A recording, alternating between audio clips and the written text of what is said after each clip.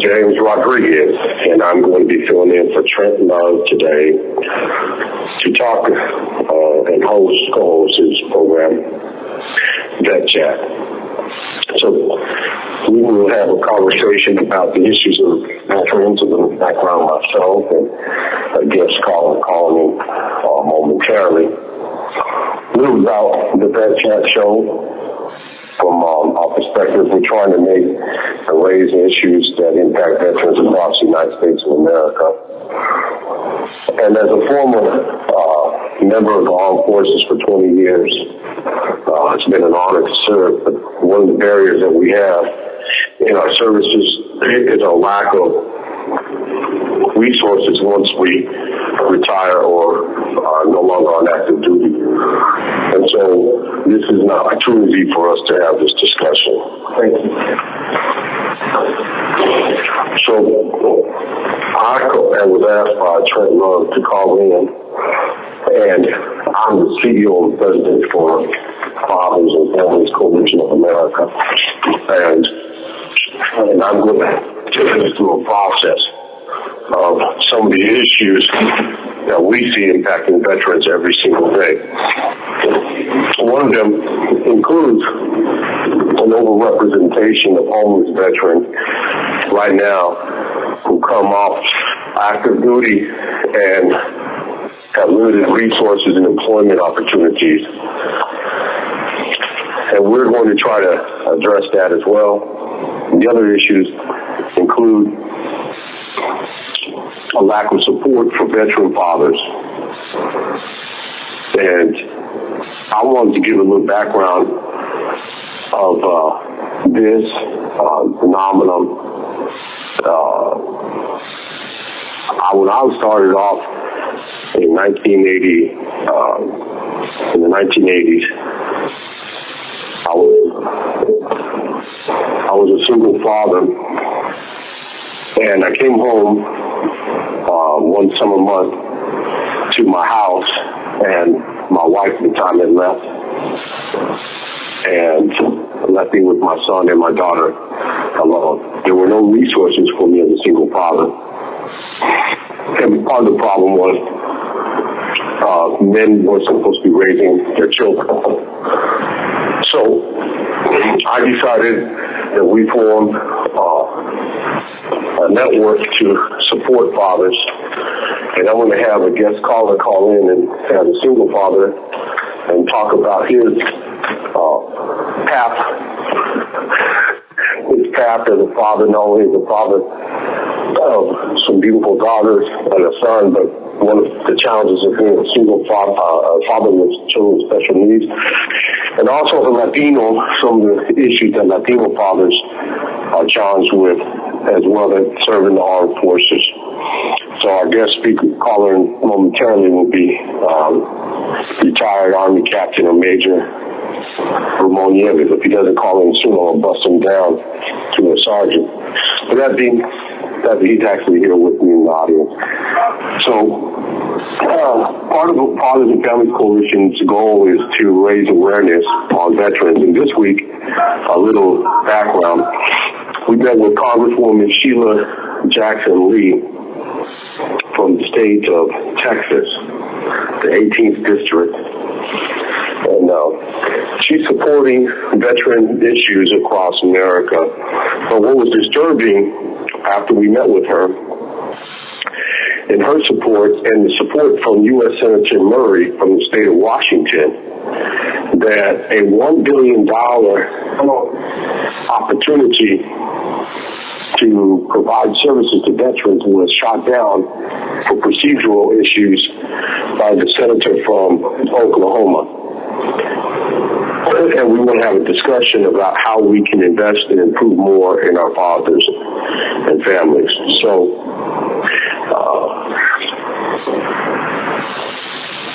as we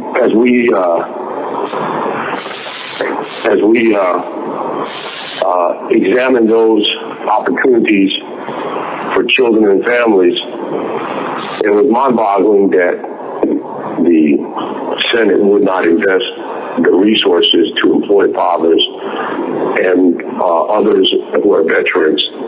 So I wanted callers to be aware of that as well, that they need to start examining public policy issues. Our other stop this week was with the Department of Justice and their discussion about how there's an increasing growth of veterans who commit a crime, and after they have been released, limited resources. So in Washington, D.C. this week, we've had several different interactions with the U.S. Senate, Congress, Department of Justice, and Child Support. But do we have Dr. Nieves on the line now? I am on the line. Thank you, James, for allowing me and Trent for being on the show here. Appreciate the opportunity, especially when it comes to something very dear to my heart as armed forces, and having served time in the armed forces. I certainly have a passion for those who have served and those who are truly have been impacted heavily by serving in capacity. So my heart is always in here, especially those fathers who have stepped out and take the risk and serve their country faithfully and come back, and sometimes finds that adjustment is difficult, as it was for me years ago. But nevertheless, I know that it's important to be able to provide the type of support, not only at the family level, but also at the level of our communities, where they go back to live their lives with their families, with their children. And so I really appreciate that opportunity to be able to address that very important part of my own life, that with others, and to be able to extend a hand, and not only in support, but also in ensuring that the services are there for them when they come back to their respective communities. You know, let's talk about your story, your journey in the military, and why you joined the military. Usually we join for several reasons, particularly as Latinos. It's an opportunity for us to get an education or move out of poverty or actually gain infiltrated communities.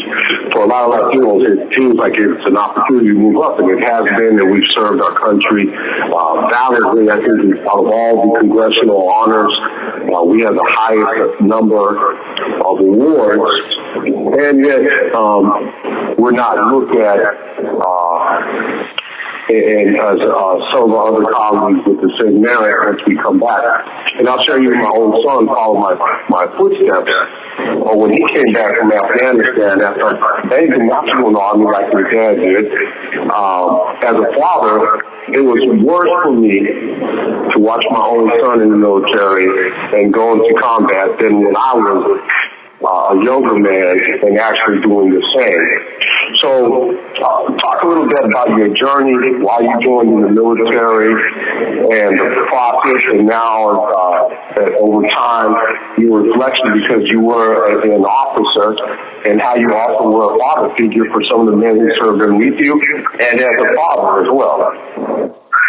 I think you mentioned something really critical, and that is that too often people forget, and sometimes this nation forgets, that Latinos have served this country not only in the recent wars that have occurred, but also in the 19th, 20th century, whether it is World War I, World War II, Korea, Vietnam, Persian, and so forth. Latinos have been in the forefront with others, and many have lost their lives. And I happen to come from a family where my father served in Korea, and honestly, his troops were the 65th Infantry Division out of Puerto Rico, and they served valiantly. And it wasn't until I buried my father and I saw his DD-314 that I found out that he had also been part of of a force that was used to protect Parallel 38 in Korea. And that was a very dangerous zone, and its whole unit, his whole Puerto Rican unit, was used to protect a vital area. So, my hats off to them, and it wasn't until I saw my father's DD-314 that I realized how he had served and the valor and the commitment that he served. And he was indicative of so many other Latinos and Hispanics in this country who've given their lives. And so I felt an affinity to also be like my dad in many ways and serve the armed forces. And so I also, like you said, James, poverty does something, and sometimes, the Army is a way in which you can try to move forward. And so I went to school and went to ROTC in high school, not because I wanted to be a soldier, but because they had nice uniforms, and I love to wear the uniform I want to. And so I went through ROTC in high school, and I learned a lot of good discipline there. And then when I went to Loyola University and decided to join the ROTC, and there I also learned the disciplines of the armed forces, and I enjoyed that experience. And then I went on to serve an active duty and reserve. So for me, it was a good journey, but I also had the opportunity to serve with many other Latinos who were very committed. I went to ROTC, officer school afterwards, and I was able to serve several years of active, and then finish my years in reserve. So my journey was a little longer, but I was able to really learn a great deal and have the opportunity to see what sacrifices are made by not only fathers but the families that are left behind, and some of the support services that they need when they're left behind, and not only when they're left behind but when they come back. So it was an ample experience for me that I will treasure very dearly. Well, you make a good point about the uniform and why people get attracted to the military, and looking at a legacy of how your father served in the armed forces, because I remember looking at my grandfather and his brothers and their World War II pictures, not speaking a word of English, coming from Puerto Rico to the United States and fighting in major campaigns in Africa, and later on, the next generation of wave fighting in Vietnam. And then I think, it just seems like it turns out to be a legacy that a lot of Latinos do serve in the armed forces. And actually, the man who was my role model as a youth served in the Army, but his commitment wasn't 20 years, but that's what attracted me to joining in the Army as well. But all those being said, we have a lot of issues, and the White House knows that these issues, especially homelessness and post-traumatic stress disorder and unemployment, veterans are twice the national average of unemployment.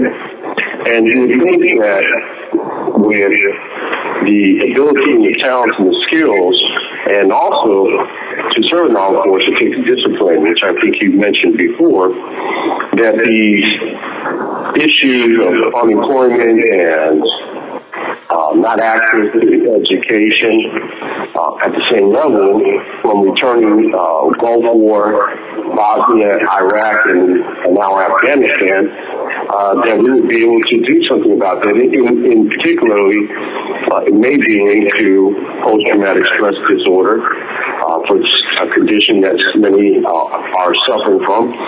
But if you look at it, what can we do to create a network with the civilian businesses and civilian skills that are transferable by many veterans, and how can we help veterans through a couple areas. Not only is the national unemployment average unacceptable for veterans having twice the average than everyone else, but what can we do to mainstream our returning veterans, and how did you transition into civilian workforce?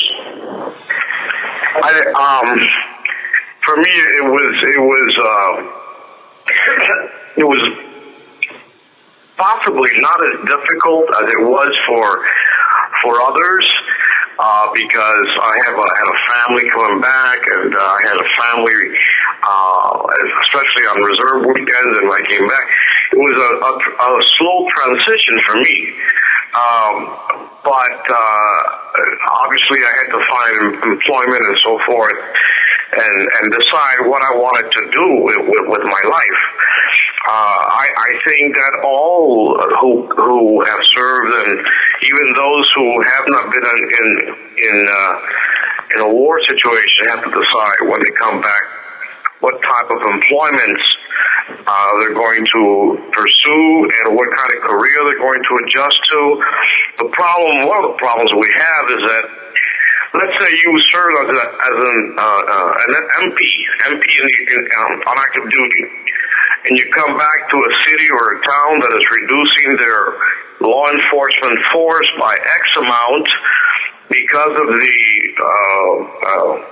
job market and because of the economy, and you're thinking, well, I can go back and become a law enforcement officer in this small town I'm going back to, and you find out that it's a very difficult process, and that there are X amount of folks have been laid off, and you end up really having to readjust and to find another vocational vehicle training to which to adjust to. So there we go with additional time that you've got to make provisions for, and time becomes the money issue.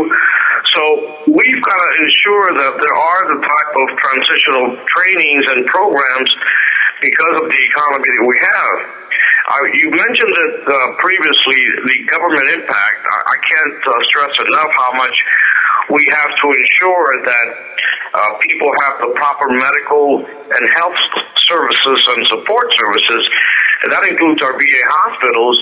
And I know that President Obama has been active in proposing that we ensure better safety, better quality services for our veterans. But I think that needs to be in the forefront of some of these issues that we're facing, because transitions are not easy, especially if you've served 4, 6, 8 years in a particular job, and you're going to need to be cross-trained in another area.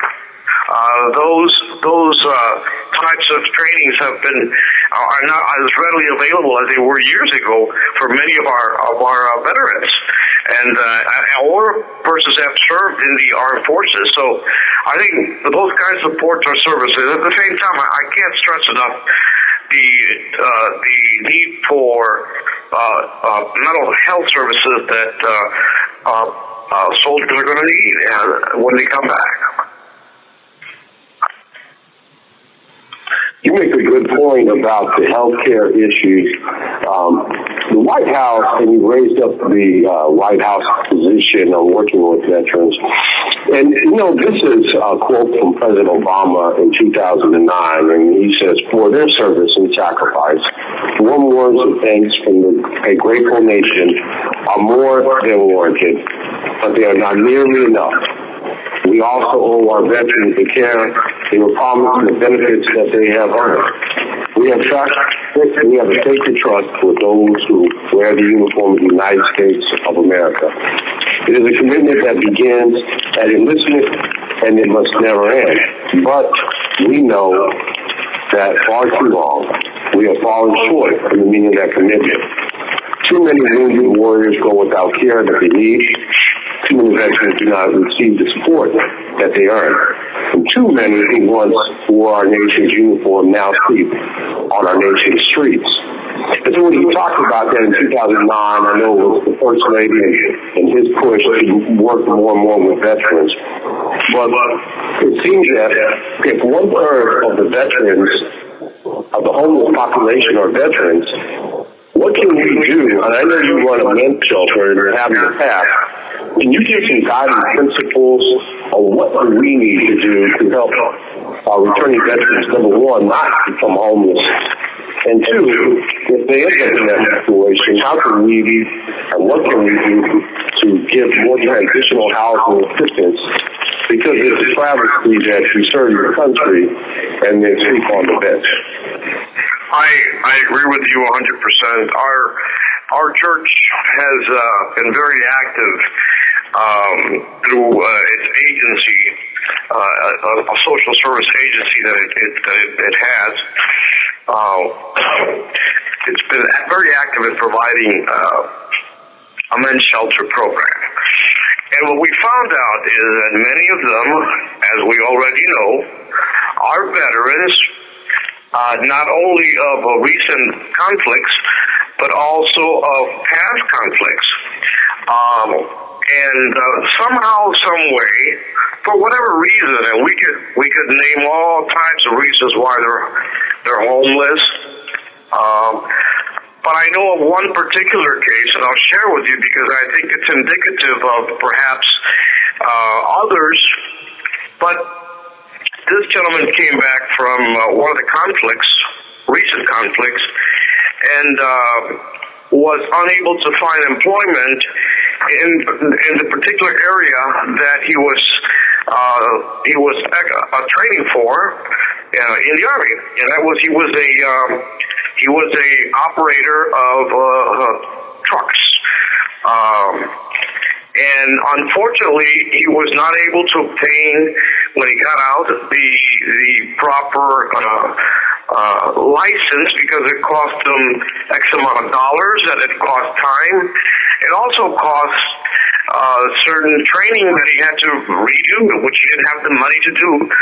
And sooner or later, it ended up where he lost his house, and he had to be basically, his wife and 2 daughters had to go live with other families, and he found himself in a situation where he was homeless. He was homeless. But I take that example because it's indicative of many other homeless veterans who find themselves in the same situation. And what I think is unique about our men's shelter, and I think needs to happen in many other shelters, is that it's not enough to provide them a place to sleep at night. We have to simultaneously have the type of programming that will allow them to get back on their feet with the proper training and educational service that they need to be able to provide them services, both medical, health, as well as financial support. I'm not saying for 1 month or 2 months. It could be longer because this economy's situation and problems are a lot longer than 2-3 year deal. So I think we have to simultaneously have those services available and also have the type of trainings and infrastructures for the persons that find themselves in this situation, because as you well said, 1/3 of the population that is homeless, okay, and are veterans, and not only that, I will also add to that another 1/3 probably also has not been diagnosed, but are probably also experiencing post-traumatic stress as well. And that we're finding that number is alarming and continues to rise every day. And until we face it and define and say, yes, this is, because at first no one wanted to diagnose this because it was going to translate into dollars. But we have to be faithful to that as they have been faithful to our country. We talked about faithful to our country, and I don't know if you were aware of this, but I wanted to give you a position since you are actually in Washington, D.C. right now, and thank you for taking time out of your busy schedule. You're welcome. But Senator Murray from the state of Washington introduced some legislation that was in committee to address an investment in job creation, specifically for veterans, that would fuse approximately $20 billion through the life of the bill, and it would employ thousands and thousands and thousands and thousands of veterans, as you talked about. So it was held up for procedural concerns by the senator from Oklahoma. But since we are in Washington, D.C., the heart of policy, what policy and what can we do to support initiatives like Senator Murray, and what needs to be done so that we can advocate from a policy stance and increase opportunities? And if you could, and you were a policymaker, what are the top three things that you would like to see for veteran fathers, and how can we start moving that forward? Well, first of all, I think we have to understand that we are in a time, in a point right now where there's a lot of political maneuvering going on. As we know, everyone's aware of that. This is a climate that is very vulnerable and very sometimes tenacious, and I think that we need to be careful because there could be we may miss something, and one of the things we may miss is the opportunity to serve the veterans, and that concerns me because I think the legislators' aims and the bill is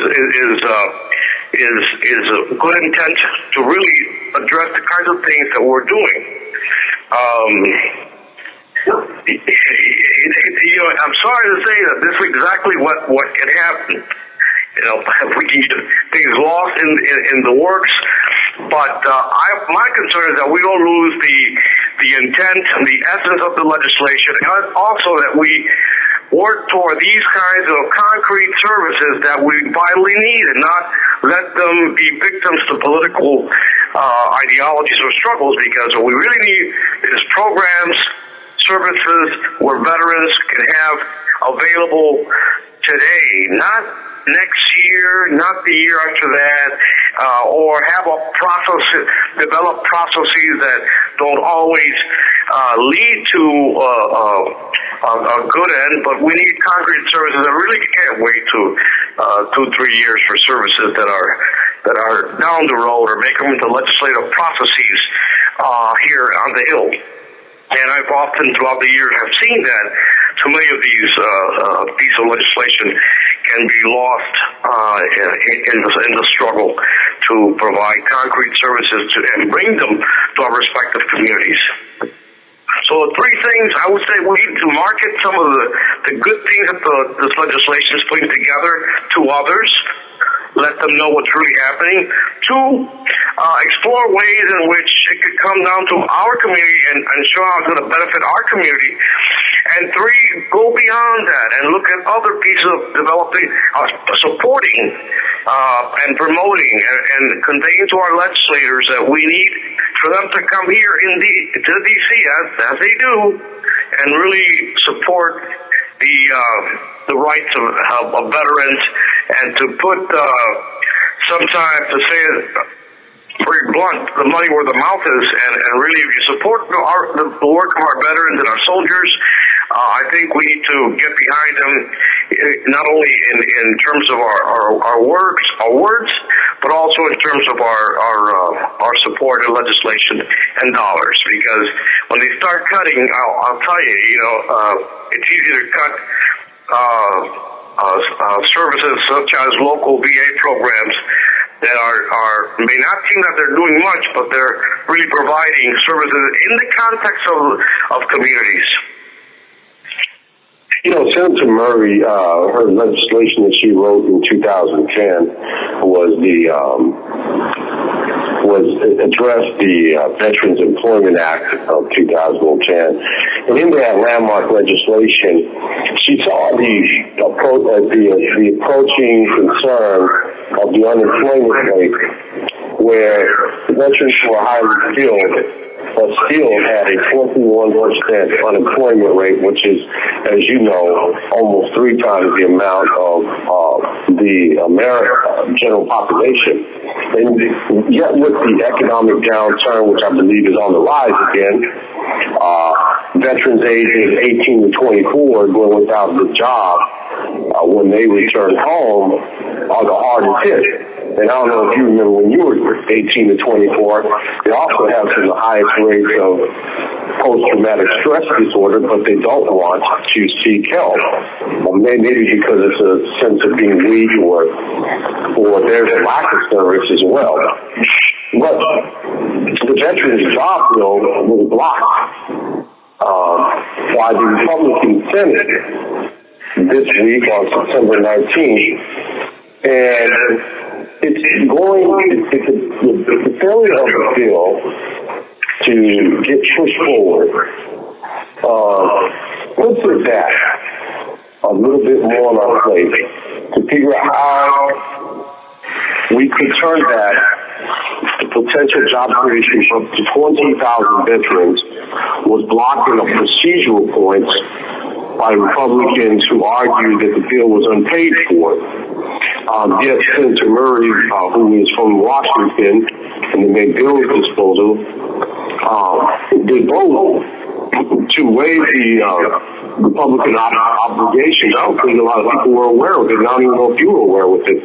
But when Senator Tom Coburn of Oklahoma, he felt like he didn't need to pass, and that the veterans did not need this assistance. So, in her words, she put it, it's both shocking and shameful that today it was chosen to kill a bill to put American veterans back to work. At a time when 1 in 4 young veterans are unemployed, Republicans should have been able for just once to put aside the politics of obstruction and help these men and women provide for their families. So how can we help our elected officials put aside their political differences and look at the reality that it's not a party issue, it's an American issue, and when you have so many young veterans failing to find support from our elected leaders after they've protected and served those same leaders, what can we do to help edify our colleagues in the Senate or the House on good legislation such as what Ms. Murray tried to pass? I think if I knew the end result to that question, I don't know. I wish I could directly answer that. How can we do it? There are ways in which, however, we can give light to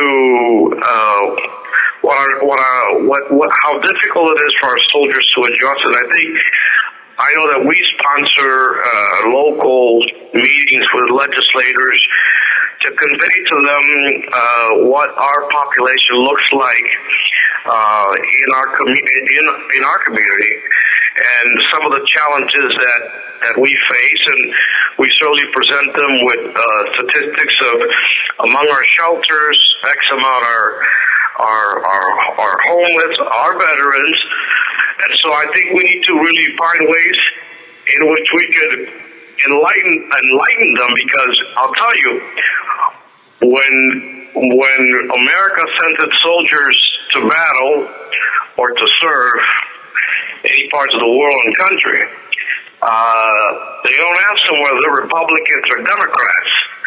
They ask upon them to take a risk for their country and serve their country. So I go away and walk away from it as a political issue, because it should not be politicized. I think we're talking about services to soldiers who are both Republicans, Democrats, or not either, independent, whatever. But they take a risk, and I think it's important that we see the political game with these issues and support legislation that does the right thing, and that is provide the needed services, in this case, job training and readiness for our veterans. Well, I looked at that too, and the argument is saying, well, why don't we just invest in all, increasing employment opportunities for everyone? But this just seemed to be a no-brainer, regardless if it was for specific industries to fill a need in our infrastructure throughout America. But I don't think a lot of people know how it feels to understand the stress of being in the military, relocating, having to pick up and start over again. And most veterans just want a chance, and when they come home. So I think we also should find ways and see how our legislators vote on these issues as it relates to veteran-related issues. And we can find people, we all have access to the record of how legislators vote. And I think we need to let our community know this is how they voted on these issues. Because I think if we vote, if someone runs for office with an agenda, a platform, I think they should be held accountable to that platform because voters vote, Americans vote on that platform. And sometimes it's the only way they have to know what the candidate or party believes in. And so I think we have a right to know how they vote, and that vote should be made, and support or no support for these services should be made clear to the public in the respective communities. And that's one of the frequently asked questions that we get is how can we stay actively involved in public policies and manage all of the issues facing families. I've got a question because this came up before in line to families, and we talked already that you've already had a family legacy, and I've had a legacy of veterans. But what does it mean to you as a father, and when you served in the military and were a father as well? And what do you think today's fathers who serve in the armed forces need in terms of support? Well, first of all, I think as a father, I think I always worry about my daughter and my son. But I think that they need fathers who are serving need the same kind of support that I had and needed and had when I served this country.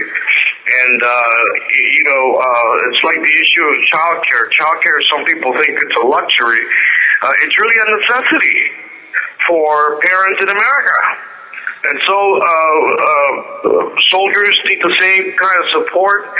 They need the support services that other people need, and fathers, when they come from active duty or where they come from a long term of duty, they need the type of understanding and embracement that I needed when I came back. And so I think that's critical. Those things don't change. And as fathers, we come back with a lot of anxiety. I work with veterans who come back with a lot of anxiety concerning their children, who in some cases they haven't seen their children in 1-2 years, and children have changed, are different. And so there's some trepidation, and I think that's where community support, embracement, and even in some case counseling can be a very effective tool by which they could re-engage with their families again. So I think we need to have that and have some such a sensitivity as well and empathy for those kinds of issues. And there's many, many issues that are facing today's children. I read a report, and I want to get your feedback about this, about military employment. Newsweek featured Stephen Colbert. He's a a news show host, and the Colbert Report. And Nieves featured in 2011. There was an article on post-traumatic stress for children with a parent that's in the armed forces, and the comparison to those children who have a parent that's incarcerated and found higher rates of stress and depression with children. So what can we do to help the children of parents in the armed forces? Because I think right now they're silently not receiving the services. We know that a father, an ideal father, is very hard. Either you or I are probably perfect. But as long as he does his best, it doesn't matter how much money he makes. It doesn't matter the job that he does. But when you're in the armed forces and you're deployed, it's an additional stress that goes beyond just himself that is shared with his children. And it doesn't seem whether a father is very physically affectionate or demonstrates his love, as well as the children know that there's this love and cares about them, they seem to thrive. But how do we, as a nation, start looking at when fathers are absent and due to the deployment of the veteran or military father? I think the family plays a critical role. I know certainly that within the Latino family, that's a major issue that the extended family many times steps up and tries to embrace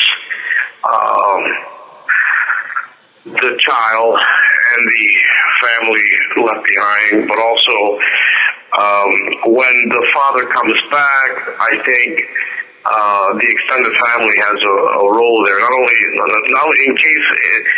the spouse, but also the children and some of the brothers, sisters of the soldier coming in. I think they can play a role as well, facilitating the sensitivity that the soldier will need, the father in this case, or the mother coming back will need. And I think, I'm not an expert on this part, but I'll tell you, if mothers coming back have also been said to have some post-trauma, and sometimes we just say that the male soldier has a post-trauma, but we forget that many women are serving and are mothers and have served and continue to serve and spend time away from their children. I think it's very critical for us to mention how difficult it is for a mom to leave the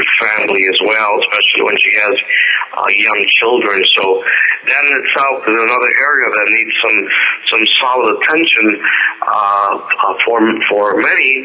And they also are in the same situation where they need the type of support services that they're going to need. So I think we need to be conscious of that. But the role of the extended family, regardless of the race, is important. I think that's where I would look at to find support to enter. And then, of course, community resources are also key.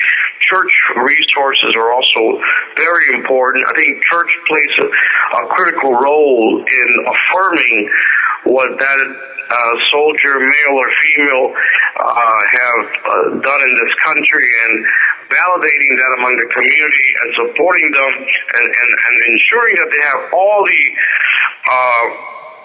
physical support, material support, as well as spiritual support is very key in providing them a safe haven and a welcome back into our communities. Well, we appreciate that comment. And I was thinking because, as you mentioned, the callers may not know this, or the audience may not know this, but you are a member of the clergy, and you had mentioned some other things. Many veterans find the transition from active duty to civilian status to be very stressful. One, because it requires physical, mental, and spiritual readjustments. So often these adjustments often involve a family, work status, health status, and potentially all of life, as we talk. During this readjustment period, it's not unusual for veterans to question the meaning or purpose of their lives. So I know that you have counseled veterans before, and as a chaplain, and you may have been involved in situations that they question how can they survive when some of their followers did not. Mm-hmm. Absolutely. And we're concerned about how it has changed them. Sometimes it helps someone to find some safe, who has got safety and who's trustworthy to talk with and non-judgmental, and to keep conversations confidential, but they don't want to go to the VA out of fear.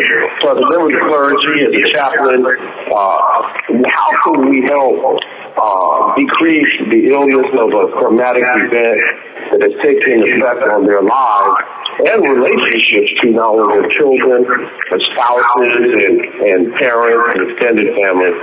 So can you help assess your resources as a member of the clergy and how you can provide hope and spiritual strength as well, and what is needed to help them find their strength to heal and cope? Well, I know of a lot of churches that are starting support programs all over, and I think those are really good, are critical for us. Not only preaching on from the pulpit, but also developing programs in our churches. I know of churches that are getting veterans together on Tuesdays and Mondays to talk about, offer them support services, assess their needs, do a needs assessment of whether they need a job, whether they need counseling, whether they need training. I know of other churches that are providing housing to the family or having reintegration programs. I know of other churches that are having retreats with families. So I think the role of the church, I think, is to facilitate that healing and integration that they may need. And I think that's the key role, the spiritual and vital support that the family may need, but also the reintegration back into the community. Community is often great to as well, as I said before, both the religious and the non-religious folks.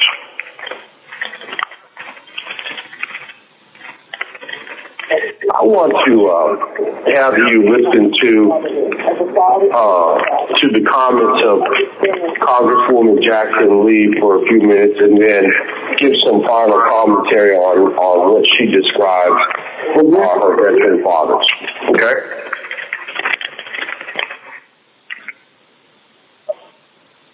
Promoting services for our fathers, for helping young fathers, for being able to stand up in the government, a policy that has a strong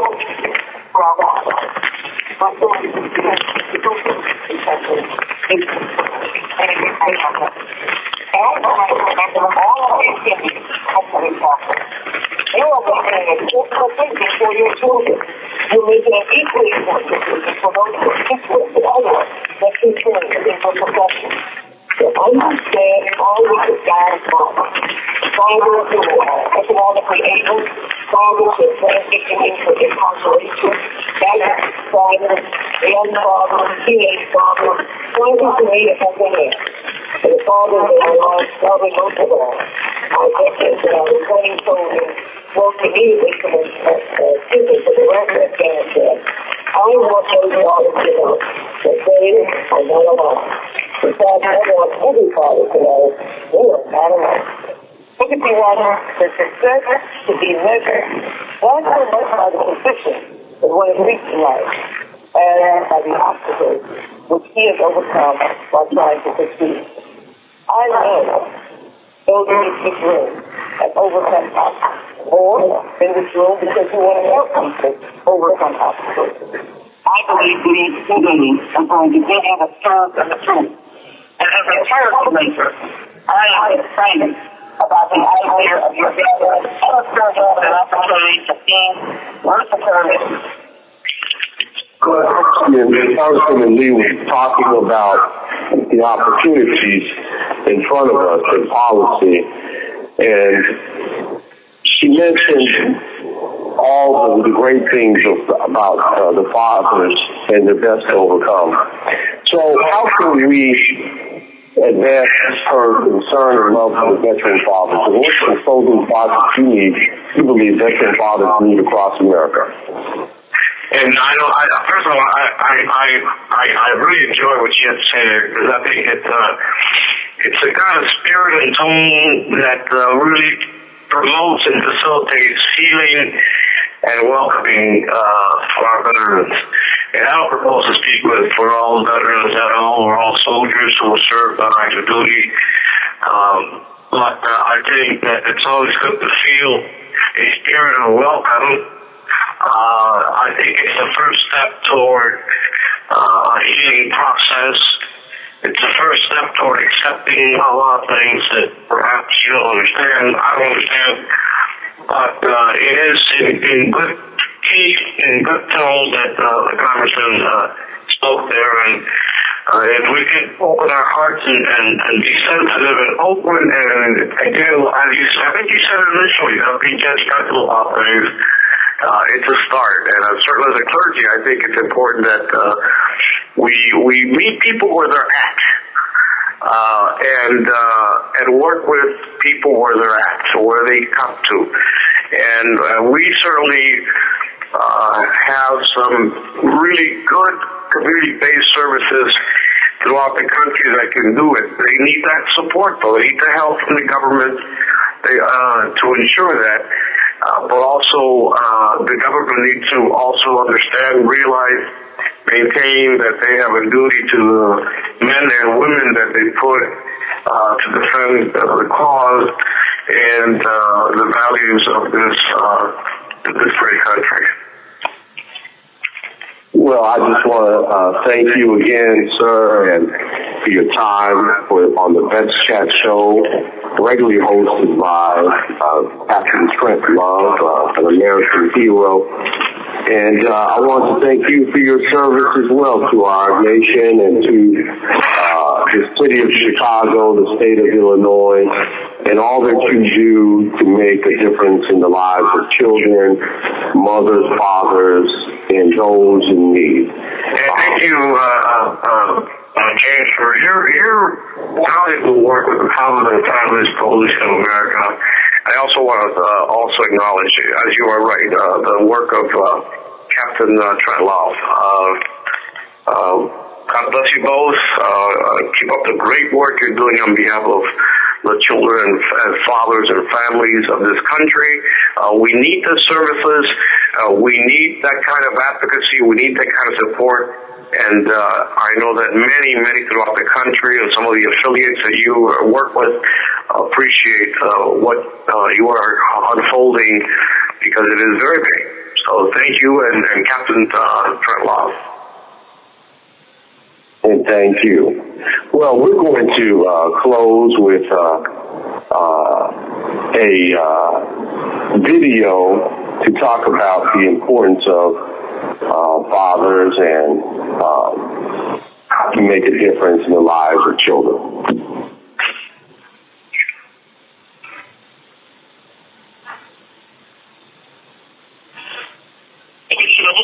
We are an international nonprofit organization. Our mission is grounded in enhancing the capacity of service providers all over the globe so they will be better equipped to effectively serve fathers, mothers, and children. We began as a group of nonprofit organizations and grassroots organizations that work with young fathers, low-income mothers, and school-age children throughout the state of Arizona. Over the past decade, we've been called to help colleagues more and more throughout the United States and internationally. The purpose of our agency is to recruit fathers, restore families,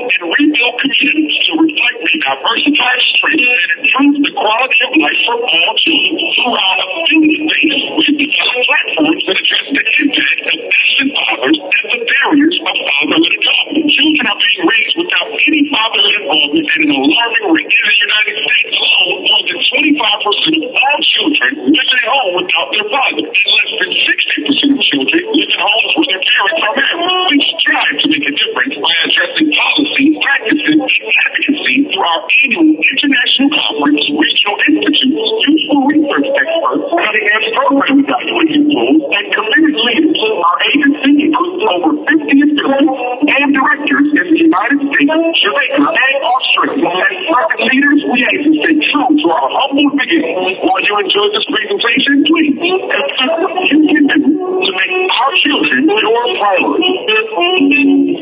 And in closing, this is James Rodriguez, CEO, President of Fathers and Families Coalition of America. Thank you for all the veterans who have served the country and their families for supporting them. And God bless them, and God bless the United States of America.